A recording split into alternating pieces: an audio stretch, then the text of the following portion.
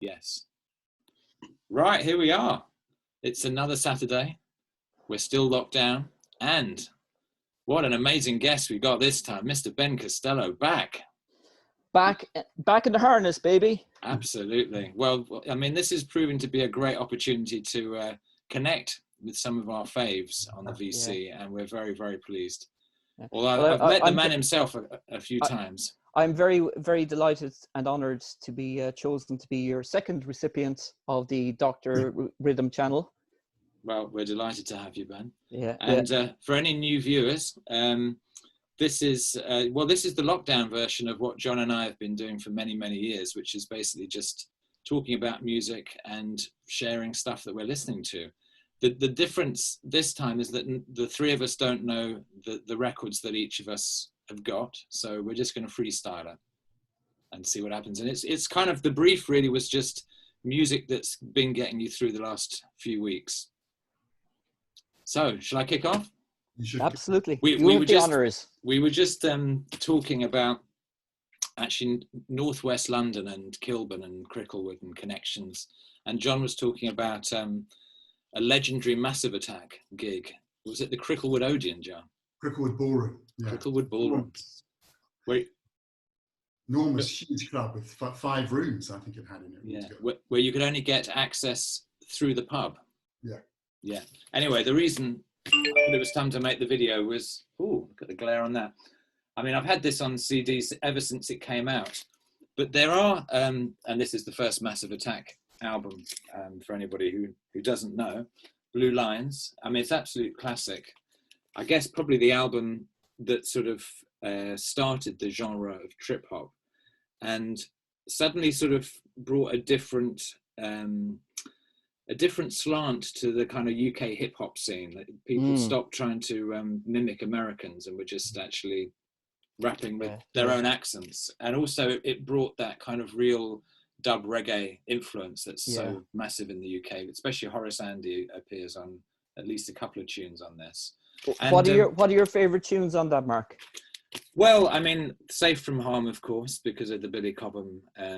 Stratus. Yeah, Stratus.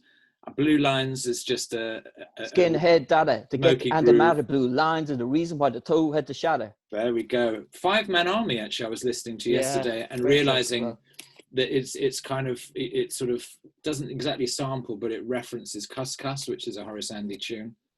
I mean, Daydreaming is almost overplayed for me. I mean, Unfinished Sympathy, but I mean, they're all great albums. Is Be Thankful for What You Got? Is that on that? Be Thankful for What You Got is there. What a track! What a track! And the William B. DeVaughn original is also awesome, amazing. I've got the Iraq War version of that. Have you seen the Iraq War version of it? No. Yeah, it's just called Massive, right? Yeah, that's right. Yeah, they dropped the word attack. Yeah. It's just called Massive, I believe. So yeah, it's called Massive on the front. No, and they took the attack out. Right, who wants to go next? Ben, you look poised there. I look poised and ready. I'll tell you what I am ready with is I've got my Portuguese tart here ready. Oh, very good. You know, one of my abiding memories of your early sessions was you always had a culinary accompaniment. Yeah. You know, be it the celebrated Portuguese tart. I wanted a real life one called Lydia, but I don't know where she's gone. Some sheep's cheese, John, a favorite of yours? I've got some there as well, yeah. I couldn't find a feckin' carrot, but I found some cucumber, so that will do. So I came prepared, and I've only actually, I'm going to have to freestyle most of this session, but the first one that I got was an obvious link to Stavros's last, or one of his choices. He showed a Springsteen album called Magic, I believe, and I just wanted to link back to him as well. I know he's not going to be part of our meeting today, but just to acknowledge his presence and provide a linkage. This is my favorite Springsteen album. Sparks fly in East Street, When the Boy Prophets Walk It, Handsome and Hot. I mean, there's some unbelievable tracks on this. It's full of kind of stories about young adulthood and all these nefarious characters walking boardwalks, switchblade lovers, so sharp, so shiny, so sharp, so shiny, so sharp, whatever. But unbelievable music. David Sancious Like it's definitely. I believe there isn't one weak moment in that track on that album. Mark, in particular, there's two serious bangers. Rosalita, which peaks and peaks, almost like a multi-orgasm. Remember those days? And E Street Shuffle, the opening track, is just killer. And of course, Sandy, 4th of July. Sandy's my favorite track. Oh, for me, it's Wild Billy's Circus Story. Like, it's so poetic.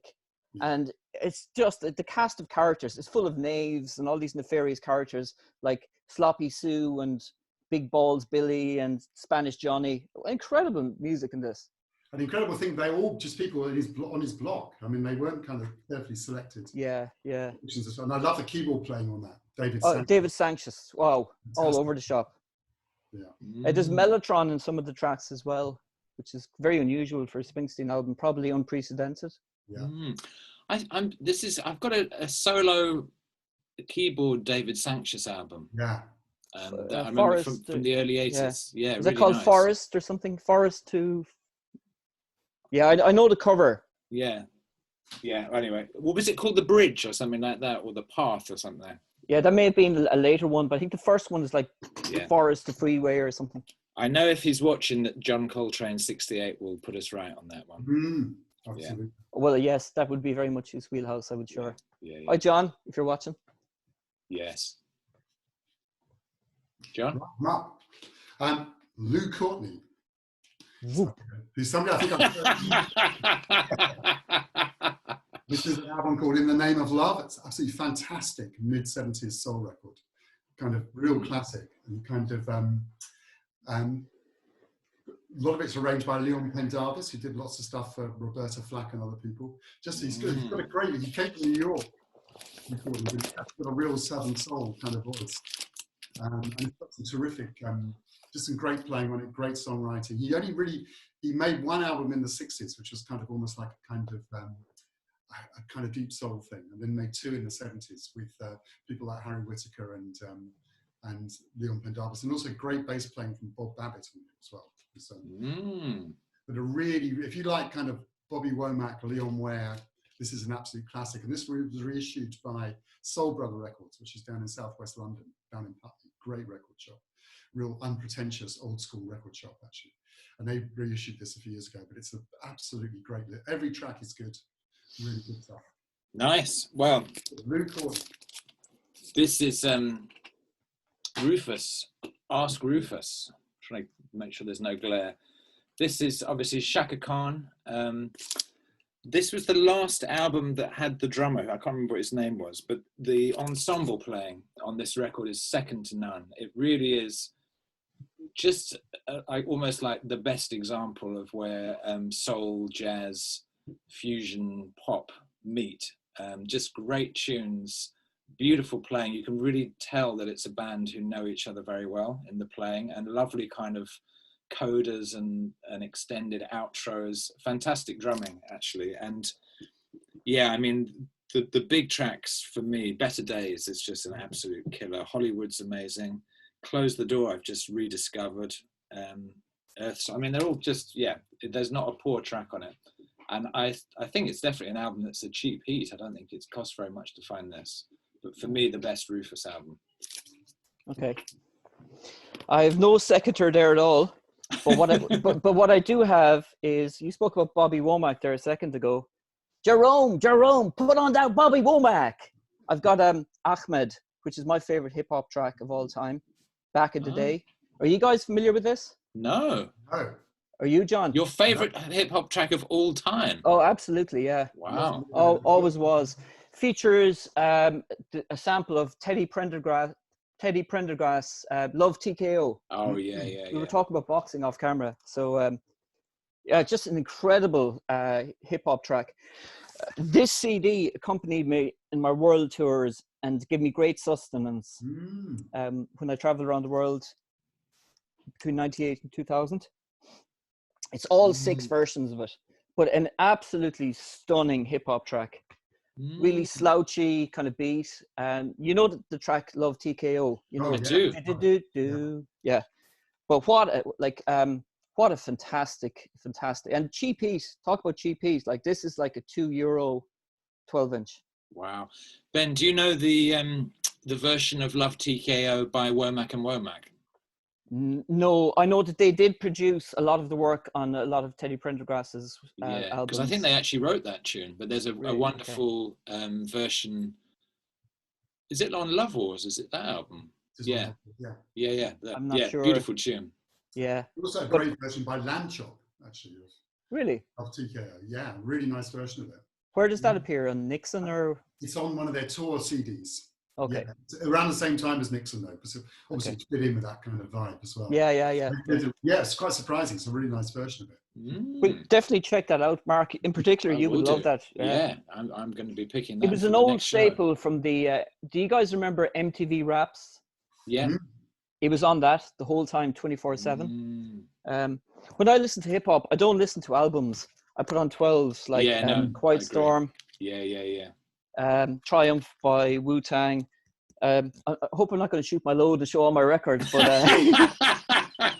Roller Skating Jam. I love it when you call me Big Papa. And Scenario. Check out the Scenario. Yeah. But that's what I do is when I listen to hip hop, it's just tracks. 12s. Yeah, I agree. Am I on? Is it me? Yeah. I've lost the plot completely already. Live and unscripted. Okay, I'm going to go for a CD, actually, which is kind of surprising me, which is Bilal, The Last But One CD, which is actually really nice, in fact. I've had it for a long time, and I don't think I ever played it for some reason, which is a kind of a weird thing to do, really. Yeah. A weird thing not to do. Yeah, and it's called Love Surreal, and it's kind of really not, it's only a little bit kind of soul R&B kind of feel to it. It's got almost like a kind of rock kind of thing going on there, and a really nice track with Robert Glasper called Butterfly, but it's not the Butterfly. Not the Butterfly. It's not the Butterfly. Not the Butterfly. But yeah, there were two really. The last one people I think was pretty popular, but there were two before that which are kind of interesting albums. I mean, almost the opposite of Bruce Springsteen. The lyrics tend to be terrible on Bilal albums. Just noticed this a lot, actually, really bad lyrics. But anyway, interesting, worth picking up, and you can get it for virtually nothing around as well. Fantastic voice. What was his track? Was it Fast Way? Fast Lane. Fast Lane. That was a banger. I love that. My youngest son, Jamie, his second name is Bilal. Oh, really? Oh, nice. Yeah. Named after him? No, named after the Muezzin for Prophet Muhammad. I wanted an example of, I'm not religious, but I wanted an example for him to look up to. And I don't know if any of you guys are familiar with Bilal. Yeah. Well, you know then why I picked him. Interesting. Yeah. What a name to have. Yeah. For me, it's the unreleased album that Bilal did on Interscope, which is the absolute killer, which you can download if you look hard enough for it. You may send me the link on that. But this one and the one after, I can't remember. It's got a red cover. The one before, definitely worth picking up. I'm going to show a 12-inch next. This has just come out again. It came out, I think, the week that Andrew Weatherall died, very weirdly, and particularly as the title, the other side is called End Time Sound, which was rather prophetic. I have to say I didn't really know a huge amount about Andrew Weatherall, but his productions are stunning. And actually, if you follow the lineage from that Massive Attack first album, it's that kind of dub-infused dance music. And this is great. I really recommend this. Both tunes are fantastic, but Unknown Plunderer. Actually, Ben, if you were listening to the show, you heard it on last week. Yeah, possibly. It's a heavy tune. What was that one I asked you about? That fantastic track. I went looking to. It was Pevan Everett. Yeah, that particular track, Mark. That's not an album cut, right? No, it's a 12-inch. Yeah, because the album cut is just shite. Oh, really? Yeah. The album version comes nowhere near it. Nowhere near it. I've got a lot of Pevan Everett stuff in weird kind of formats like CDRs and released not official stuff, CDRs and blank 12 inches and things. Well, he was the voice of the Ray Davis Jr. Gabriel track. Yeah, that's right. Do you remember that tune? That's a really haunting, it's a beautiful tune, Ben. Check it out. Okay. Yeah, it's that voice. But yeah, very interesting guy, actually. Hard to pin down. Okay. Anyway, over to you, Ben. Okay, so I know you're loath to show Dylan, so I was planning to ambush you. But I don't have John's number, his contact number, but I was hoping both of us to have a kind of a pincer movement on you. just on either side of something that you showed, to just throw some Dylan on the table. I have to impress on you how good this is. This is a soundtrack. It's very much campfire Dylan. It's kind of like, do you know, I listen to albums in binaries. Like if I listen to this, I instantly want to put on Eddie Vedder's, do you know that's Into the Wild? Is that what it's called? Do you know that soundtrack he did about 15 years ago? No. It's kind of campfire folk. Yeah. But this is just stunning piece of work. Nobody talks about it. John, I know you're a fan of it. I love it. Yeah. Are you familiar with this this outtake section here? Yeah, I've got it on download somewhere or other. Yeah, definitely. Yeah, because I have that in full. If you want me to send it on to you, Pico's Blues. This is a phenomenal album, Mark. There's a lot of instrumentals on it. I mean, you've got the quasi-gospel Knocking on Heaven's Door as the standout track that everyone knows, but there are a number of versions of acoustic ditties that are just gorgeous, and I really think you would like it. And it's a very cheap album. Yeah. I mean, I have a very vivid recollection that my dad had a cassette of it. Yeah. So it definitely got used to get played in the house. I did used to like it, but I don't have it on vinyl. Do you know this Bruce Langhorne album? I don't. He plays on it. Yeah, he plays. Yeah, he plays. He probably wrote some of the tracks. Yeah, he did. Yeah, this is a great soundtrack for a movie called The Hired Hand. Right. And it sounds very much like the instrumental tracks of Pat Garrett. Yeah. I definitely recommend that. Yeah. So, Mark, take notice. Okay, I've got it. I've listened. John, you're on. I'm on. Okay, so I'm going to go for 3 7-inches instead of one album. And there's just been a really nice reissue of the third, I think it was almost the first Dennis Brown album, actually, produced by Niney, the Observer, who was the kind of producer who came up, correct me if I'm wrong, Mark, here, but around the same time as Lee Perry, but had a kind of slightly more straightforward style. And the first Dennis Brown album was just absolutely great. I think it's called Introducing Dennis Brown. I've got a terrible copy of it, which sounds like it's pressed out of a cow pat or something. So it's quite nice to get. I don't know where these came from. So they're basically 3 Dennis Brown tracks, all with Big Youth B-sides on as well. So really great collection. What's the label, John? The label's it's on. Well, it's supposed to be on Observers, but I'm sure it's not. It must be on some reissue label. I just picked them up in Honest John's just before the lockdown. Actually. Brilliant. And the phone number on the label seems to be almost the same as mine, which is kind of slightly odd. So maybe I can't remember. But anyway, so yeah, it's Lightning and Thunder, Westbound Train, and Tribulation, Dennis Brown, 7 inches. Right. Well, my next, I can't even bloody read what this says. Anyway, very unexciting cover to share in this sort of glary look. But that, if you look closely, is Thundercat's profile. Oh, okay. And this is his new album called It Is What It Is, which I have to say it only arrived last week. And I mean, I do love Thundercat. I think he's really one of the most interesting artists who's kind of currently making music, and loads of interesting collaborations. I can't talk with huge amounts of knowledge about the tracks, as I've only played the album a couple of times, but I love Black Quails, which features Steve Arrington, who was the vocalist with Slave back in the late 70s. And yeah, I mean, if you like bass playing, it's got he has this very sort of ethereal George Duke-esque kind of voice that floats over things, and it's a Flying Lotus is heavily involved as well, so it's on Brainfeeder. Lots of short tracks, but the whole album's quite short, isn't it? It is quite short. But it's beautifully. I mean, it's loads like Kamasi Washington, Lewis Cole, Steve Lacy, Childish Gambino, a whole host of collaborators on this. But it still very much sounds like Thundercat. You played some of the tracks off that. I played a track off it. I played Black Quails, and of course it's on a very nice red vinyl, which looks lovely, but it's really hard if you're actually trying to cue up a tune. I'd imagine so. Yeah. Okay, Mark, you will recognize this because you handed it my way when we were in Cambridge together. August 2018. Yeah.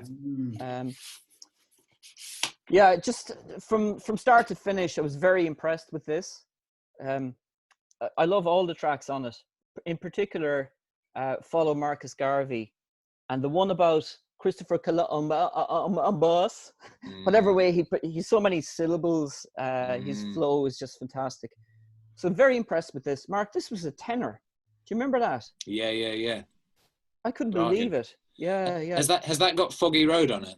It has, which is a great track as well. It is, which is an old Studio One track, which he's redone. He has there's something about his voice. I agree. I only ever saw him perform once live at the Town and Country Club in Tufnell Park.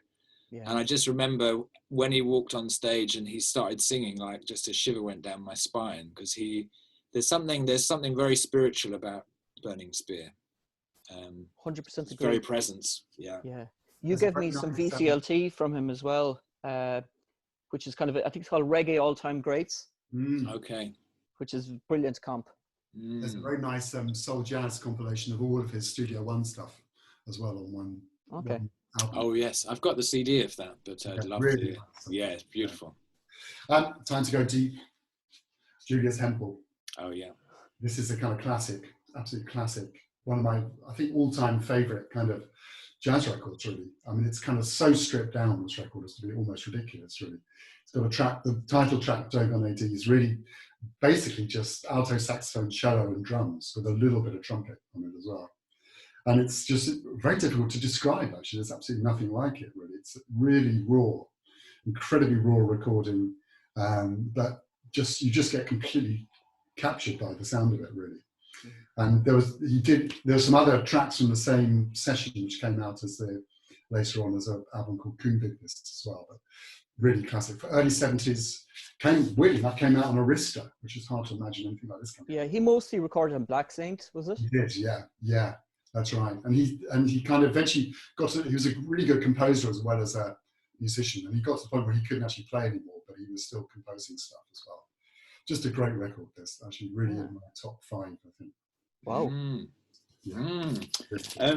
Last session, actually, before the camera started rolling, we were chatting with Stavros about the fact that he'd recently got a large haul of the Tone Poet Blue Note reissues, which for some reason he didn't show them in the video. But it was Record Store Day, wasn't it, last weekend? And the invitation was to support your local record store by going online to wherever they were and buying something. And so I went online and I ended up buying this. It was bloody expensive. Actually, this is Popping by Hank Mobley, but it's an absolutely glorious pressing and just beautiful sort of post-bop jazz, really. It's Art Farmer on the trumpet, Pepper Adams baritone sax, Sonny Clark piano, and the rhythm section of Paul Chambers and Philly Joe Jones. And just beautiful pressing. And I mean, I haven't heard a bad Tone Poet pressing yet. So are they 45 RPM, Mark? No, they're not 45 RPM, but it's kind of quite heavy vinyl, but just, I don't know, the instrumentation just jumps out. It really sounds fabulous. The same guy who did those Music Matters 45 RPM. Yes, that's the one I was thinking of. Yeah, they're really saucy, the prices of those. Mark, you'd be glad to know that was quite a serendipitous choice by you, because my next one is kind of related to that. Based on our conversation, I looked at the Blue Note Tones site, and I saw that The Cooker by Lee Morgan is one of their next issues. So I pre-ordered it. Great. And it caused me to pull out this baby. Yeah. Which I also picked up in Cambridge, in a store in the middle of Cambridge called Vinyl Store Junior. It's a pun on, yeah, it's a pun on the name Dinosaur It's quite Junior. loud. Pardon? It'd be quite a loud store, Dinosaur. Yeah. And grey as well, just like Jay Mascis, right? But what a classic. Yeah. What an absolute classic. Like it's almost boogaloo. It's hard bop, but it's Oh, he's getting towards Boogaloo. Fantastic. I think the other tracks on that album are really good as well, and they kind of never get enough attention. I don't think. I mean, Yeah. it's always obviously people know it for the title track. There's some good tunes on that album as well. Oh, fantastic. Yeah, I mean, you know, we've spoken about that film, whatever it's called. They call him Morgan. They called him Morgan. Oh, I called him Morgan. Oh, his wife, Helen. Oh my God, what an amazing film! But that just opened up my eyes to what an incredible trumpet player he was. Because I think, in a sense, that the Sidewinder was such a big hit for him. He was, you know, that's for a lot of people, that's all they know about Lee Morgan. But yeah, what a player. You know, what a life he had. The film was great because it had so little material, and they just managed to make it so interesting. The guy who did a lot of the visuals on that went on to do Star Wars after that, so he went from being unknown to being an absolute star, I think. Really? Which Star Wars? He was on the last but one Star Wars, basically. The guy who did all the visual effects. Okay. You know that rain stuff in the street and so forth as well. Yeah. Oh.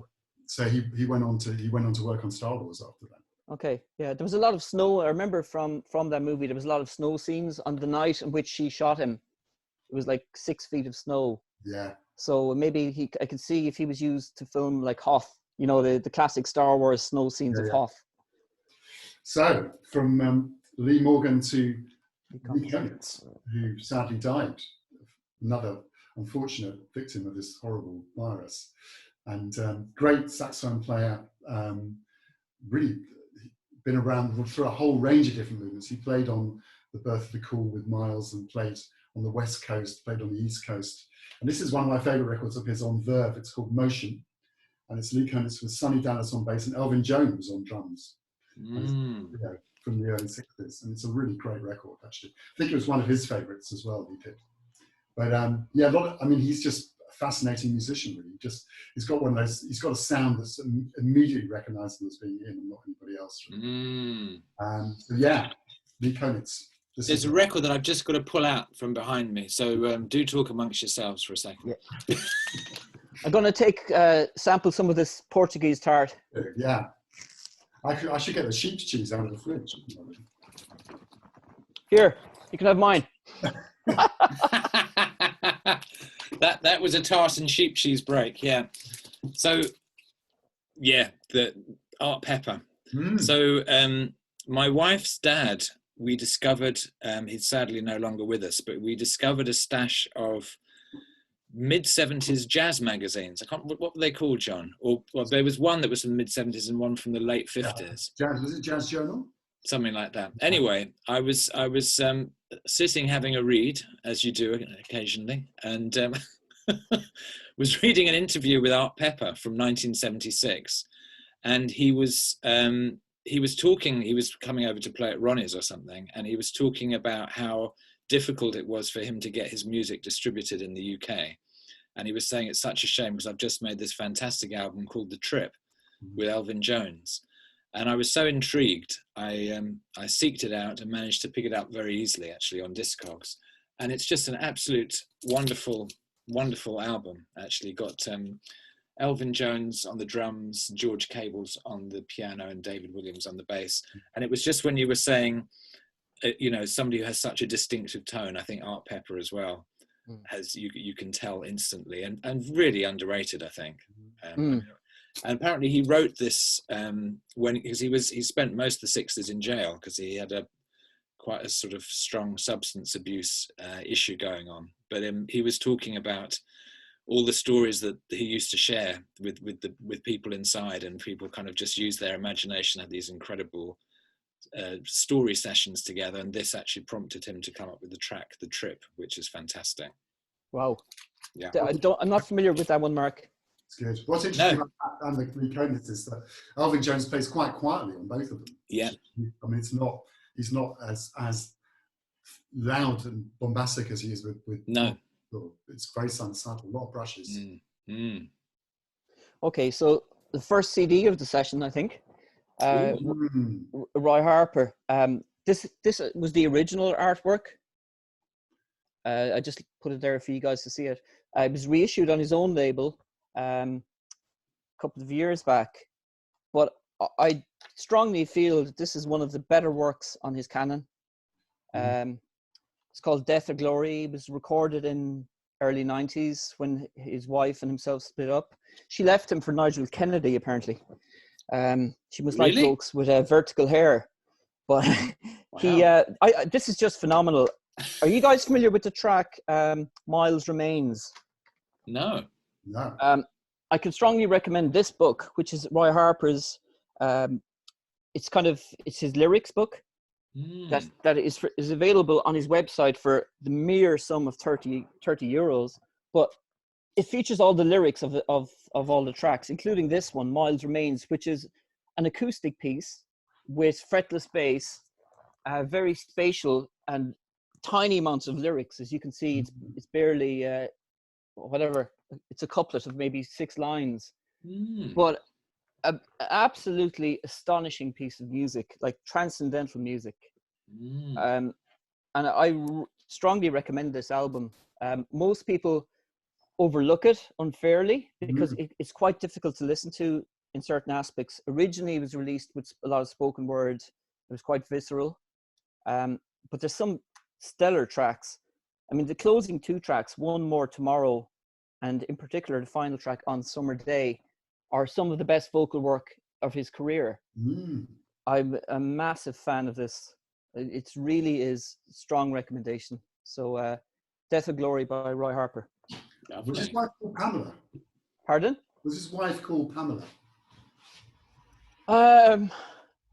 I'm not sure. I don't think so. I knew somebody who ended up with. No, anyway, forget it. I don't believe so. No. I thought it starts with a D. Oh, okay. I don't know. Anyway, moving on. Carla Bley, Social Studies, which is one of my favourite of her records. Had a nice opportunity this week to talk about her online with some people in the States, which was great. I just love Carla Bley's composition. She's right up there for me, with even up there with Ellington and Mingus for me. And somebody said a really interesting thing about her records, the composer Gavin Bryars. He said every single one of her records, they're all uneven, but every one has a masterpiece on it, which is absolutely true, actually. Yeah. And this was from her kind of early 80s, this one. And it's got it's a band with people like Carlos Ward, a great tenor player called Tony DeGradi. And the track I've been listening to a lot is called, it's very hard to pronounce, it's Uverlingsing. And very nice. Very good, Bob. And there's a version on YouTube which has got the most incredible saxophone solo on it, actually even better than the record. But anyway, all her records are worth getting. None of them cost very much money. And is that one ECM, John? That was on. This was actually came out on Watts, but it was reissued on ECM. Yeah. Yeah, ECM. It was interesting. Watt used to distribute ECM, and then ECM ended up distributing Watt when they got much bigger. So what? Really good. Okay, my last tune is, I've just been rediscovering this actually. This was the last Esperanza Spalding album.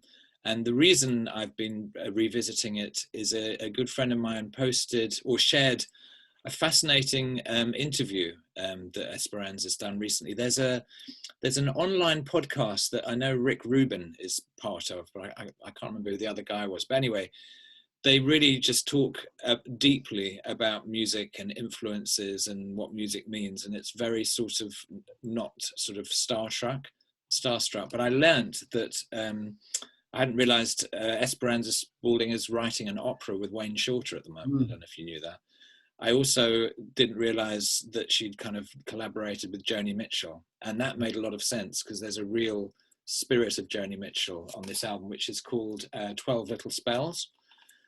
It's got something to do with Reiki, and each track is a different spell. And it's not, it's not the easiest listen, but there's a lot of depth to it. And she's a really phenomenal songwriter, singer, and player. And it's for these kind of times when you've got a bit more time to really, pay attention, I highly recommend reinvestigating or investigating this for the first time. Ooh. Mark, I was telling you about this particular album, which took me best part of 3 years to track down. It's very much a one and done record, recorded in France by an American teenager called Emily Bandinga. John, you'd be better at pronouncing her surname than me. Bindinger. Bandinga. It sounds like Bandinga, yeah. Yeah. But she was backed by a crack group called Dynasty Crisis, which would be a French groove band. Don't know. This is psych folk at its optimum. This is what, what's his face would call a magnificent octopus. Remember that scene in Black Amber? Instead of a magnus opus, Baldric's companion called it a magnificent octopus.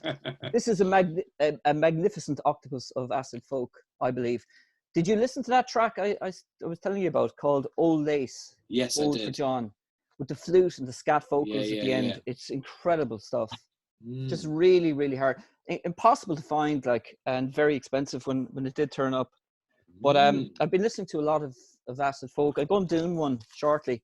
So, like, it'd be this kind of stuff. Clive's own band, Midwinter, which is a recently refound classic.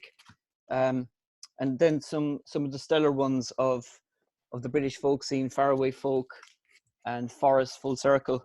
That kind of stuff has really been tickling my taste buds for the past 2 years. And you're going to do a more in-depth video about it? Yeah, absolutely. Well, I hope so, yeah. Excellent, great.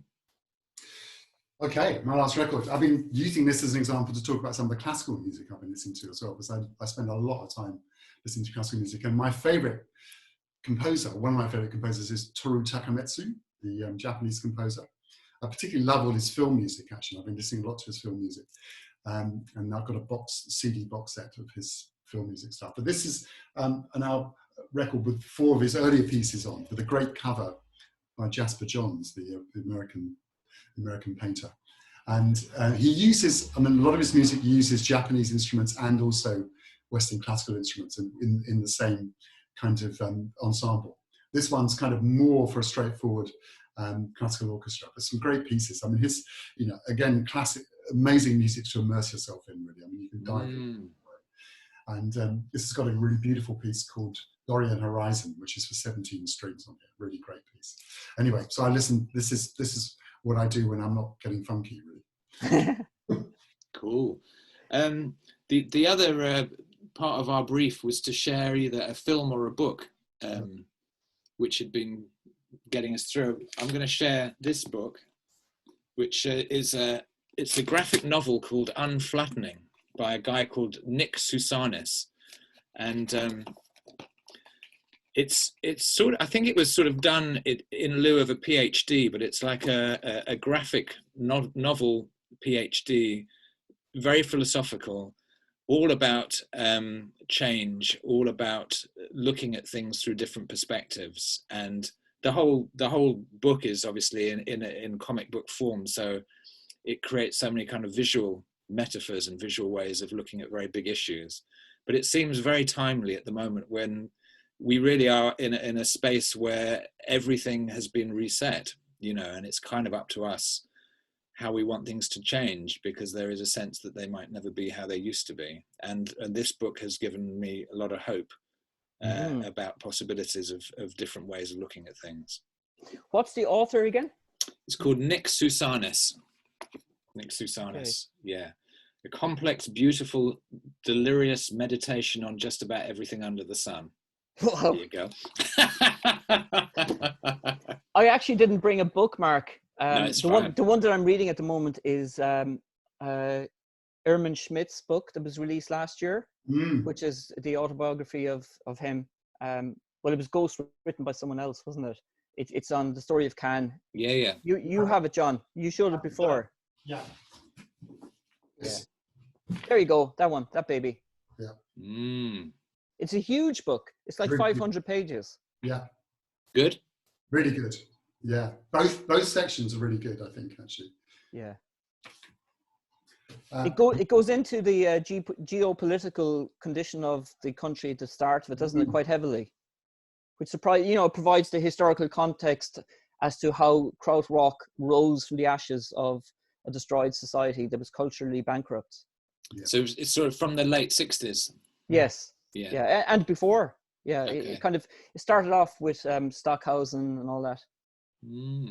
Yeah. My book is a book called Technicians of the Sacred. and it's a book I can dip into a lot, had for a very long time. As you can see, it's a very well-worn book. And it's edited by an American poet called Jerome Rothenberg. And what he's done is taken traditional poems from all over the world, from different kinds of, different societies, South America, Asia, all the Pacific region. And he's also got a whole section where he actually includes them alongside poems by some of the kind of contemporary American poets as well. And it's just a great book to dig into. I mean, it's kind of got a lot of ritual stuff from different traditions and so forth. So very beautiful book.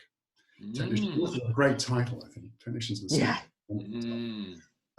Yeah, so definitely highly recommended. I mean, a lot of people I know who've got this book do the same with it that I do. They just pick it up and just open it randomly and start reading a section of it. The unflattening book's very much like that. It's something just to sort of dip into and contemplate. Yeah, okay. Well, listen, guys, I think certainly the recorded part of this session should end because I feel like we've been going for quite a long time. So as ever, we love to hear what people think. It's been an absolute pleasure to have it's been a great pleasure to be here. To have the legendary Mr. Ben Costello live from Costello Towers. Yeah. And we'll see you all very soon. The glorious edifice